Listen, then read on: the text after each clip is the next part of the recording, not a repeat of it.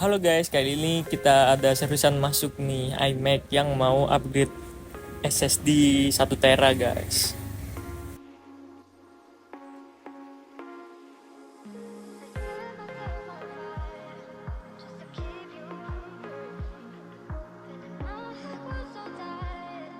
Di sini usernya membawa SSD sendiri ya, jadi kita jasa pasang sama instalasi macOS-nya.